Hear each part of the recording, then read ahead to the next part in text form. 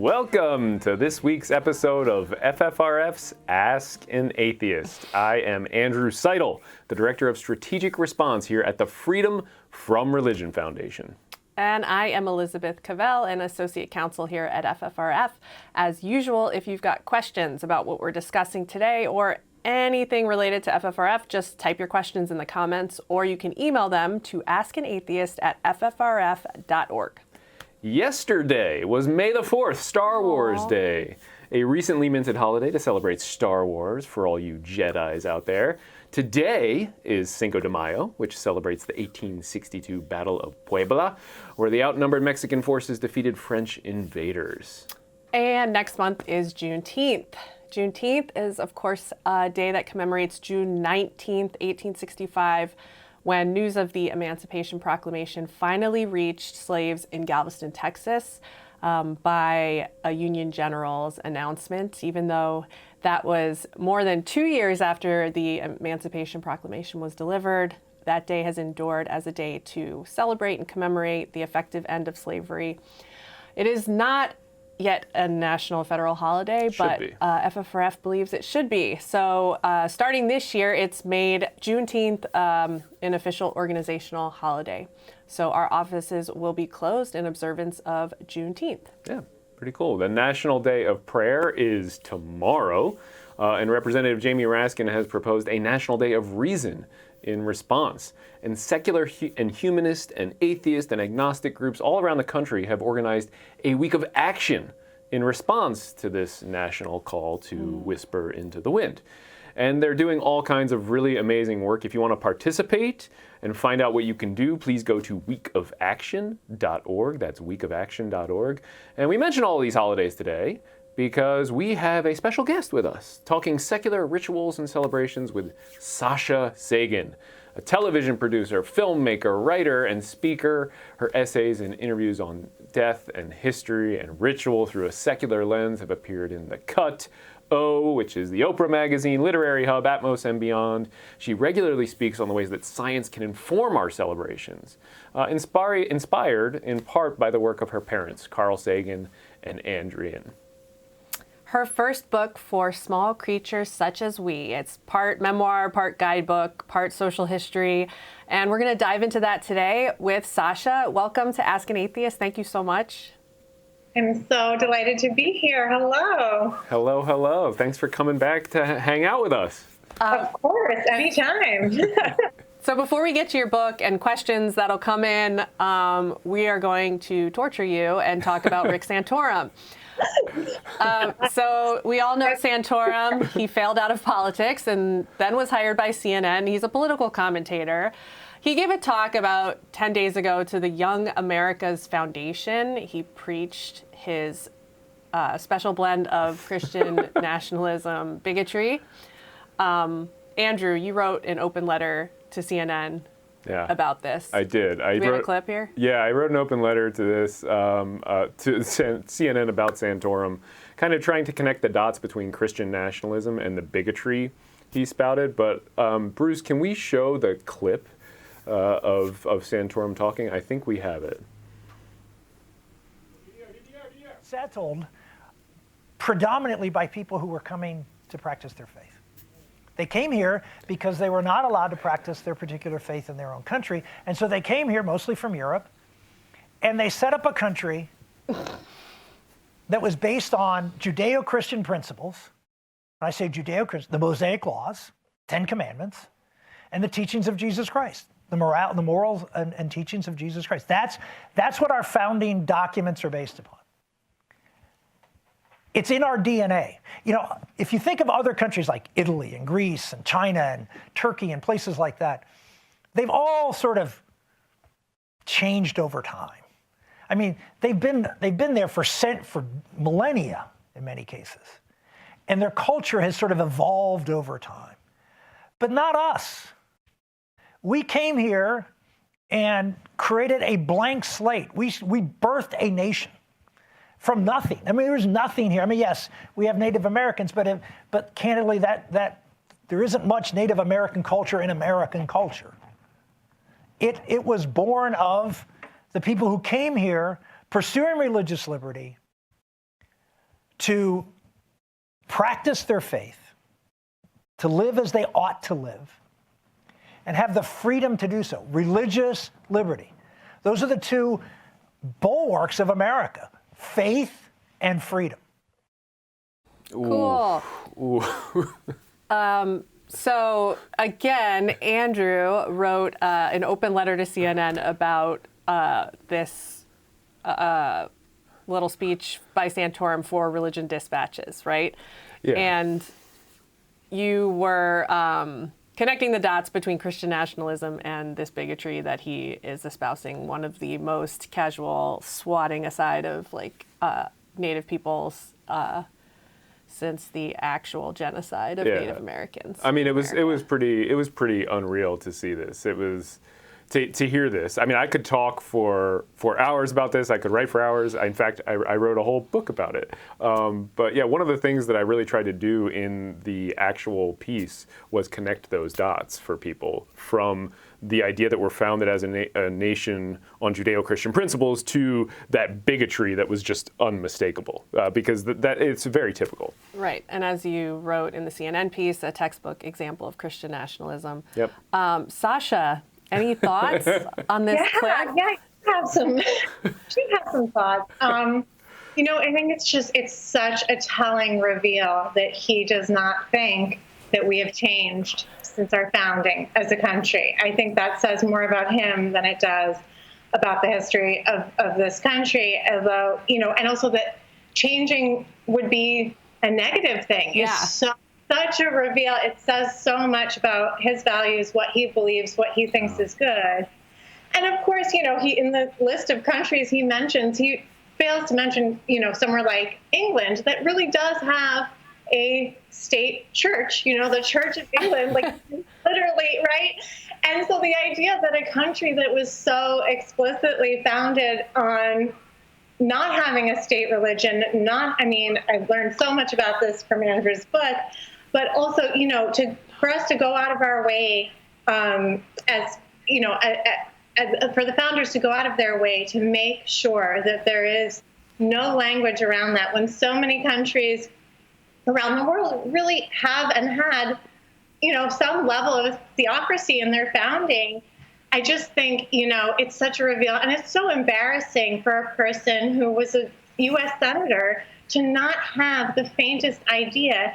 And it's like a mirror, you know, it's like somebody who, if your curiosity about the history of the country that you supposedly have such an enormous amount of patriotism for ends at what, you know, what reinforces your beliefs, then you're not going to ever understand it. And, you know, it's like this idea that patriotism is just saying everything's perfect, everything's great, everything is just a, you know, celebration of one set of beliefs, and that the people who were here before the founding of the country just mysteriously left, and no one's ever ever reckoned with the crimes of this country. You know, the genocide of the Native Americans and slavery. Talking about Juneteenth, that is so cool that FFRF is making that a holiday this year, as you mentioned. And you know, just this idea, we can't move forward if we don't come to terms with the real history of our country. And you know, patriotism.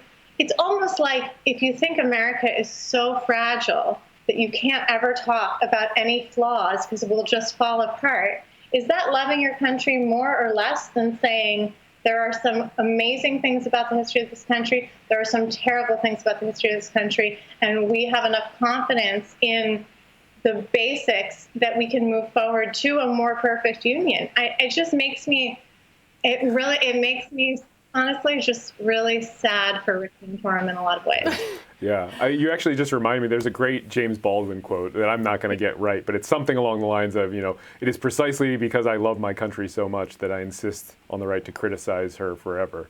You know, that is true patriotism.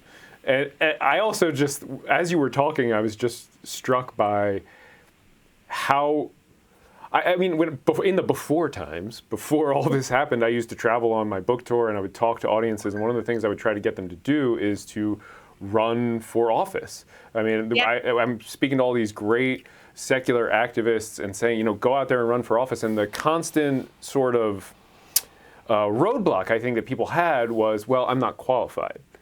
What do I know about running the country? And it's just, look at that guy. Yeah. Go out and run for office. See also Donald Trump. See also the half of the U.S. Congress. But anyway. Yeah, okay. So, Rick Santorum is terrible. It sounds like we all agree. But your book is most certainly not. It's excellent. It's an amazing segue. It is. The book is for small creatures such as we, rituals for finding meaning in our unlikely world. It really is. To me, it's a beautiful book. And the title is from one of my favorite quotes of all times. So tell us about that quote and why you chose it for your title. Thank you. Well, it comes from a line in the novel Contact, which is the only work of fiction that my dad ever published. And my parents originally conceived of it as a movie, but it took a really long time for the movie to be made. And, it was a collaboration, like everything they did together. And the line that actually my mom wrote is, for small creatures such as we, the vastness is bearable only through love. And it kind of crystallizes this idea that, if we are just here on this out-of-the-way planet for the blink of an eye, in all this vastness in all directions that's so mysterious, and, we're here just momentarily. Once we get through the existential crisis of what that can feel like, what do we have that's really meaningful and beautiful?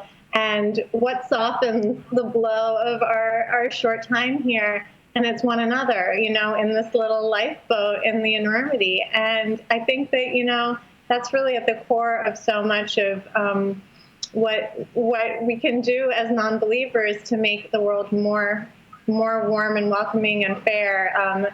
By leaning on that and celebrating these relationships we have with one another, with our loved ones, with our spouses, with our family, with our children, with our friends, and with our whole tribe of 7.5 billion people.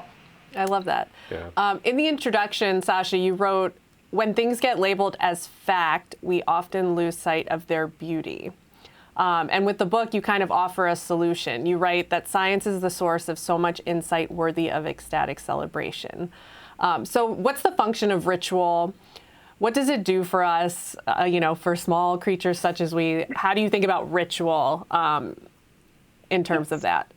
It's such a funny thing because it has such a religious connotation, but I think so much of it is about processing change, processing time passing, That's why Rick Santorum had such a hard time with it. Yeah. Okay. Processing time passing, it does not appear to be his strong suit. So I'm plenty of rituals. So maybe that's not always the solution. But, I think it's like this idea that, seasons change, people get older, babies are born, loved ones pass away, people grow up and get married. And my mother always says, there's no refuge from change in the cosmos. And we're all sort of reckoning with this all the time. And I think when we don't have rituals large and small, anything from whatever you do first thing in the morning to something like a global celebration for the new year, right? It's totally arbitrary. It's like based on Jesus's bris. All different cultures have, New Year's at different times throughout the year historically, but we're all on this calendar now, for better or for worse. And we're just going around the star. There's not like a beginning or end to when we've just picked a random point. But all over the world, there are these enormous celebrations, just as an example, for the new year, because it's so important for us to wrap our mind around time passing and think, wow, it's so astronomical, right? It's just about making one full revolution around our star. And I think there's so much that when you just peel back the surface, you find there's an astronomical or biological change that we're coming to terms with. And we've created far and wide throughout history so many beautiful, astonishing celebrations to sort of mark that change. I really like the astronomical aspect that you're just talking. I'm thinking now of like Stonehenge and all the these kind of ancient ruins that really are based on astronomy. And this is apparently where those cultures got so much of their ritual from. Anyway. Right. So your parents really excelled at showcasing the wonder of the natural universe. And it's beautiful and amazing without anything supernatural. And there's sort of a way to, still be in awe and celebrate that. Do you think we're losing that today? It's so hard. I always talk about like facts get maligned as cold and hard. I think as we understand more about how things work, to me, it's more breathtaking and astonishing. And there's so many revelations in the scientific sense, not the religious sense, that we have all the time that sort of give you that thrill of understanding. But it's sort of, we understand something really for like a generation. By the time we teach it to our kids, all the mystery and magic and thrill of it gets lost. And I think that there's a way to take a step back and look at things, even things that we've only just begun to understand as a species. DNA is the example I love. It's amazing. There is a secret code in your blood. It connects you to your ancestors. You have all this information that would be lost to time otherwise. And we've just started to understand it, solve so many old family stories, so many things that seemed like they were lost forever. But when we learn it, it's really, we don't get the magical part. We don't get the part that feels like a fairy tale. We just get memorization often. And I think there's so much in the natural world that once we sort of look at it really through the eyes of a discoverer or even a small child, we can sort of find the magic in it that we sometimes lose once we understand it. Right. Yeah. I think this is one thing a lot of families struggle with, like as the walls between religions and races come down and we progress as a people and society and our families and our backgrounds mix. And this is something your family does well. Your husband comes from a secular Christian background. You have secular Jewish background. We have a lot of secular viewers out there, many are parents with young kids going through the same thing, including us. So how and what do you celebrate with your daughter, and how do you view this in your own family? It's so funny because it's kind of like until you have to plan a wedding, a funeral, or raise a child, you don't really have to reckon with these questions if you're not really devout, or even if you're a little bit sort of culturally one thing or another. And I love celebrations. It's part of the reason I wrote this book. So I'm just more the merrier. But sometimes when we're doing something that's painting Easter eggs, or, we did our little Passover Seder, this kind of stuff. We do it in the context of this is something that is a way to connect to our ancestors. And even if we don't necessarily believe what they believe, there's a way to take parts of it that are meaningful and beautiful and carry them on to the next generation. And I just sort of want to give my daughter all the options of things that could be celebrated. And, she'll get to a point where she can decide what she wants to carry forward. But I think that, all of us, even if you are really religious, if you're making a life with a partner, everybody's little culture of their home, even if you were brought up the same religion, there's going to be some cultural difference. There's going to be some traditional difference. Someone's grandmother did something one way. The other person's grandmother did it the other way. We all have to make these choices. And I think sometimes we feel obliged to carry traditions forward because you don't feel unpleasant to think of yourself as the one who broke the chain, But I think that we have to sort of let ourselves see what's useful and what works for us and not feel like we have to do things out of obligation because, traditions have to mutate to survive. So, on that note, this is something we've kind of all had to deal with more this year, is death. The pandemic has been taking people left and right, and we haven't been able to deal with it because we have to keep each other safe. So you haven't been able to engage in a lot of these rituals from time to time and to sort of celebrate that person's life. And you did a really good job in your book of writing beautifully about the ritual surrounding the end of life. You write all of the great and terrible parts of being alive, the shocking, sublime beauty and heartbreak, the monotony, the interior thoughts, the shared pain and pleasure, it really happened, all of it, on this little world that orbits a yellow star out in the great vastness. And that alone is cause for celebration. So you lost your dad at 14, and even after losing your father so young, you're kind of able to see death as this celebration of life. And I'm wondering if it's maybe even because you lost your father so young that you're able to see it, you were forced to kind of confront it in that way. Yeah, I think we spend a lot of time, especially in the United States, putting mortality out of our head. Mm-hmm. You know, make a lot of effort to think about it. We're so uncomfortable with it. It's such a taboo subject. And I think, you know, one of the things that when you really confront it and you really have to deal with it and really think about the shortness of our time here, whether you believe there's anything that comes next or not, is it does make being here right now more precious. And I think that, you know, of all the things that happen in a human life, death sort of calls out for some sort of ritual and recognition more than almost anything else. Not, from my perspective, not for the person who's died, but for the survivors, for the loved ones. And I think this past year, as you said, last year and a few months, you know, there's been so much loss, and we haven't been able to do the rituals of, you know, the funeral and the wake and sitting shiva and all the things, you know, and so many, every culture has to grapple with the pain of grief and loss. And I think that, you know, that is going to make,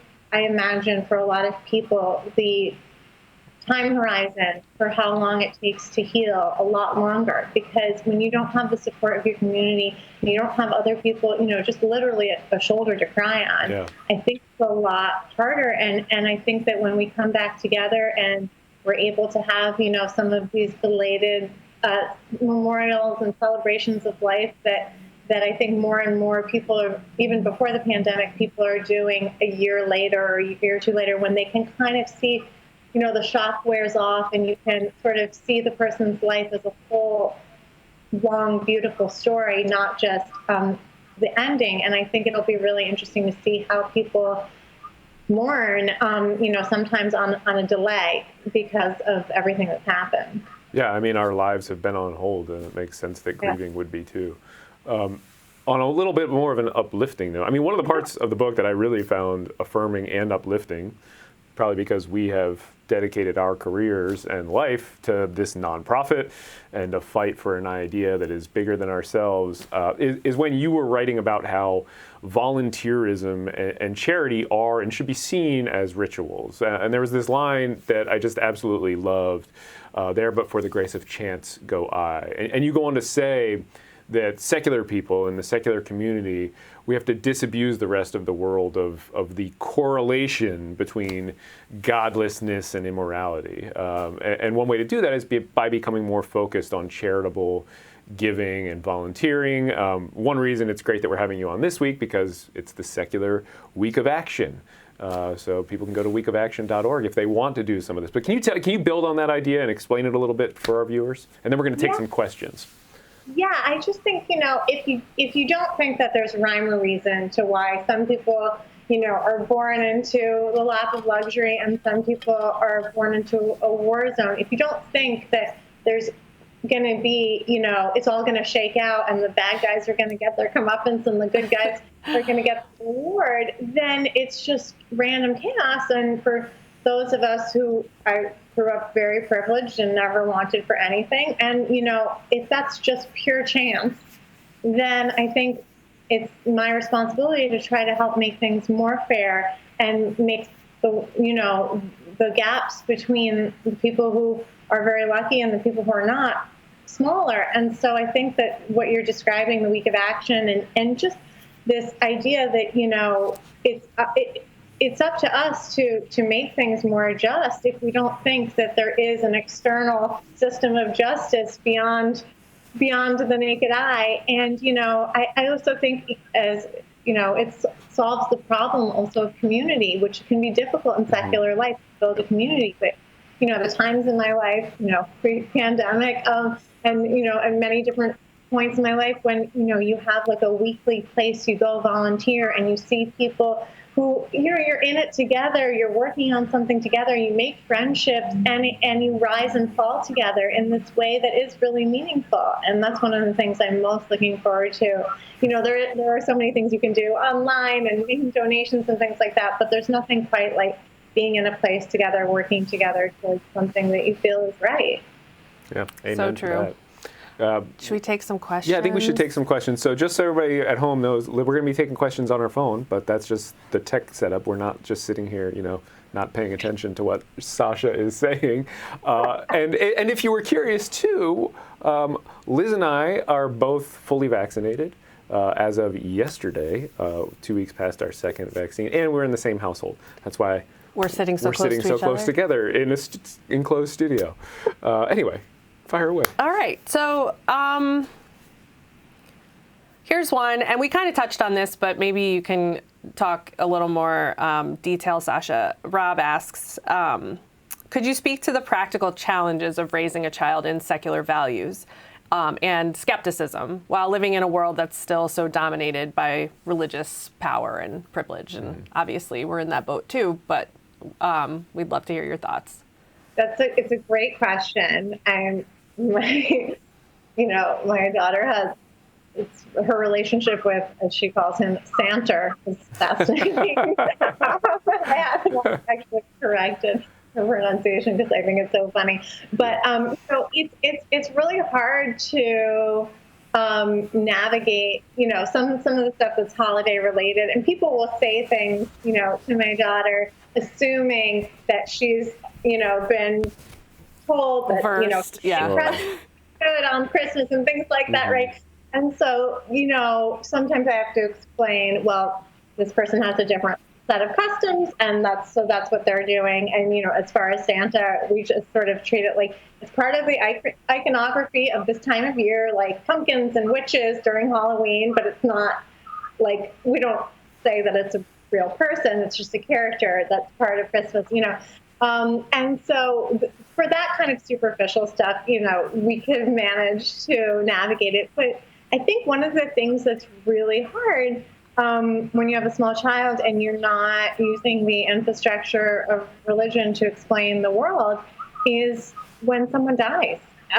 Just saying, like, her great-grandfather, my husband's grandfather, who was a lovely, wonderful person, was the first person who she knew who died last summer. And, it's then you really have to say, he's gone.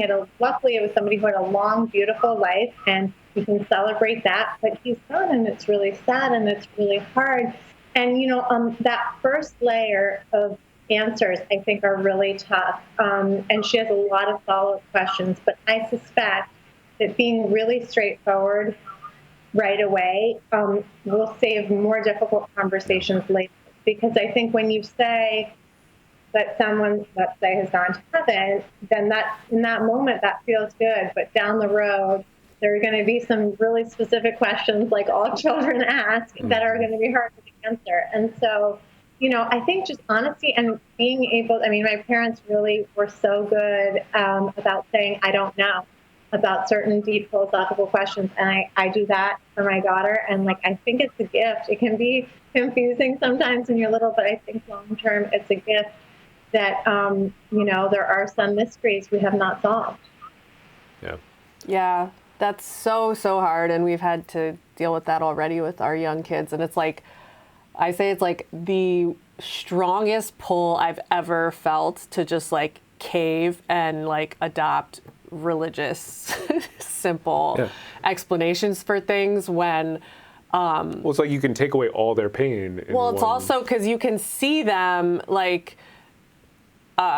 we had a death in the family, and it was really, really hard. And the minute you sort of are explaining this person's gone and we all feel so sad and she died, and they're eventually, our kids are 4 and 6. They say, are you going to die? Am I going to die? That's where the wheels turn to. And it's like that moment where your kid's asking you that it takes everything in you not to be like, no, because we're all going to be together in a magical place where it's happy and it's not the most devastating, hard thing to fathom. And, it's like their little brains trying to process the cruelty and the randomness. It's just so hard. But it is so it's the right way to rewarding to sort of just sit through that, with your kids, and then, move on and enjoy life. And, it's not hard. It's hard and it's painful, and, you kind of do the best you can. And you're not lying to them either. And you're just sort of honest with them. I mean, it's age appropriate, but there is no easy answer. And it just is really, that's kind of the hard part. I agree. But I think also just giving the permission to say, this is really hard. Like, this is really sad. Like, it's sad, hard for us too. Like, and I think that it's the fear of feeling sad and the fear of feeling these emotions that are real, that are part of life. That's like, so, right. You spend so much time trying to make things happy and fun for your kids. But it's just, I think, ignoring that some things are genuinely heartbreaking and sad doesn't do us any good, in the long term. Well, I also want to say that one of our children invented a new word called Laster Day, not like Santa, but Laster Day to refer to any time in the past, which I really think should catch on. So hashtag Laster Day if anybody's interested. Like it's in the recent past, but you're not sure when it happened. Yeah. It was Laster Day. So I want to ask this question to you that came in through Twitter when you and I were chatting amid our Schitt's Creek gifs. John Alexander asked, some people think that any effort to inhabit free space or Mars takes attention away from Earth's problems. Others think there are good reasons to establish off-Earth industry and habitats, including species insurance. What do you think? What would Carl think? I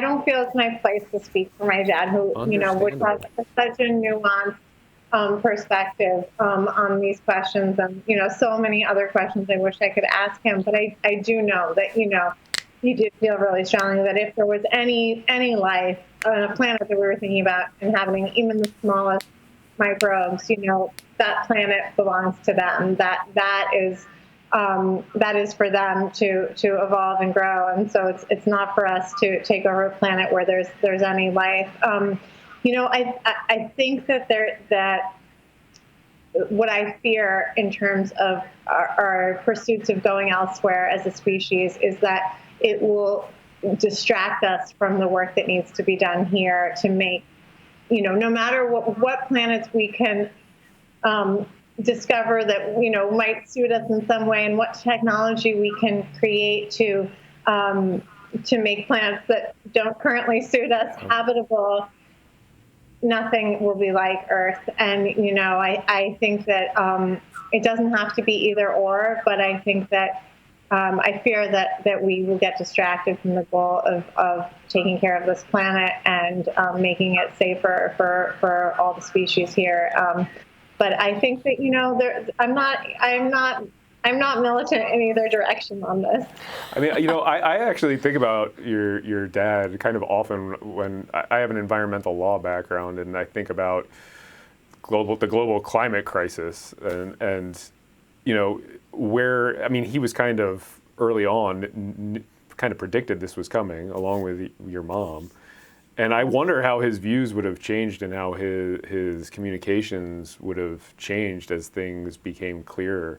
You even wrote in the book that we didn't have smartphones back when he died, and you talk about like the computing power in our smartphones versus Voyager, which is now the farthest object away from our Earth that your dad had this great role in. And it's just anyway. That was kind of beside the point. It's amazing. Do you want to ask the question that our legal director, Rebecca Markert, is watching the show remotely, and she is expressing her shock that Carl Sagan didn't write that famous line. Well, and wondering how Anne feels about that attribution. It's a good question. I mean, you'll have to have her on the show. I'm sure she would love to be on. I guess I'm really going out of my way not to speak for my parents. But yeah, I think they collaborated on so much work in their 20 years together, and there's so many different. It's such a fine line when you two know you work together, you're married. Like I feel like there's so much conversation, there's so much that goes back and forth, and it's when I was growing up, it wasn't like, oh, 5:30, like sit down to dinner, they're done for the day, and like now we're just like talk about like current events, and it was like, well, even current events would have been relevant to their work. It's not like there's ever, it's kind of like what we've all been living through working from home for the last year and a half. It's like really hard to be like, this is where one thing ends and this is where the other thing begins. But I think that, I'm sure she would love to come talk to you about their conversation anytime. All right, I'm going to ask another question here once I get it sorted. Yeah, I had the pleasure of watching your mom speak to a few members of Congress the other day, and it was amazing. Cool. She is just a joy to listen to. So we may have to have her on the show. She was on Free Thought Matters. We have an episode of that if people want to check that out. Yeah. Okay. I don't know how to ask this question in a way that's useful. But I will say this is a really cool comment, because you touched on this earlier. Heather Johnson wrote, it's a comment, not a question, but I'm a secular homeschooling mom, as many of us secular parents have been forced to become over the past year. Relearning things I had long forgotten has been a wonderful experience. My sense of wonder and amazement has been restored. And I loved that you talked about, Sasha, just like conceiving of things like through the eyes of children is like really a way to not, or to kind of like jar the secular world reality out of this like cold hard, lens and back into this amazing numinous. The numinous, yeah. Yeah, I think that there's something about that, right? It's so easy to be blasé about stuff that we're, once you know something, anything, even if it's the most interesting thing you've ever heard, once you know it for 20 years, it's really hard to be asked about it, in the same way. And I think that we rob ourselves of so much joy and pleasure when we get kind of, this eye roll about the things that are so amazing in the natural world. Yeah, it is one of the best things about having small kids around, which is sort of like reigniting that perspective in yourself. Do you want to ask the troll question and then we'll close it out? What's the troll question? At the bottom you're there. Either with Christ or you're against him. That's more of a comment. Paul. Why the concern? Satan must be non-existent as well, right? Right. Yeah. This is... go ahead, Sasha. Do you worship Satan? I think what I'm really... And, I have people in my life who are devoutly religious who I love and have really close relationships with. But the question I always want to ask, and sometimes I feel it's inappropriate for me to ask, but sometimes I do ask, is how do you know which religion? Like, once you have made the leap that you're willing to go on faith about something, how do you know in the history of the world that your specific denomination or sect is the one to go with? And that's what I really, if we had the opposite show and I could call in to ask a religious person, that's what I would like to know, because, I think it's, and a friend of mine who is very devoutly Christian, the answer that she gave me is you feel it in your heart. And if that's the answer, then how is it less true for the person who was like 100% sure that like Zeus was the way to go, or what, anything else? And so that's what I'm really interested in for those people who commented. Yeah. Well, and the flip side of that too, right, is okay, you're accepting that you believe in your particular God on faith, so you understand and reject, presumably, those other gods for the same reason that we reject yours. So if you can understand why you don't believe in Thor or Zeus or Allah or whatever, that's just the same thing that we're applying to your God.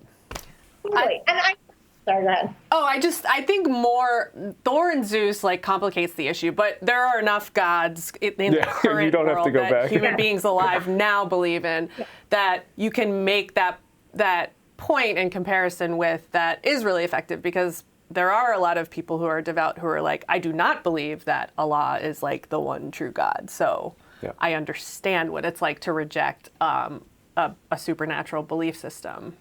Yeah. Right. And one of the things that when we were going back and forth with our David Rose gifts, that I also was, saying it's like, I don't like really, I mean, it depends, right? If atheist means just non-theist, then, but I really think of myself as secular. And my position is just withholding belief without evidence. Yeah. And I think that, there's something about that. I'm not saying I know X, Y, or Z for sure or not for sure, but I just am saying that how could I possibly decide to believe one thing on faith without evidence? Which one? How would you know? We know that human beings were chronically tricking ourselves and confusing ourselves and having, misunderstandings, things like we're told that. And so how can we prove that ourselves from doing that in this really difficult, deep question that so many people over the course of human history have wrestled with? And so, I just think that I also think that people who are the people I've known in my life who are true believers are not threatened by anyone else's lack of belief. I think that people are really militant about not wanting anyone else to have doubt when they are afraid that little bit of doubt is going to get in their head and it's going to gnaw away, and then all of a sudden they will have a crisis of faith. So, I think that's true. I think the existence of atheists feels like a threat to some believers. And that might be why they ask questions about, are you really a Satan worshiper, or whatever that person was attempting to get at there. Yeah, it's more that, what does it all matter anyway?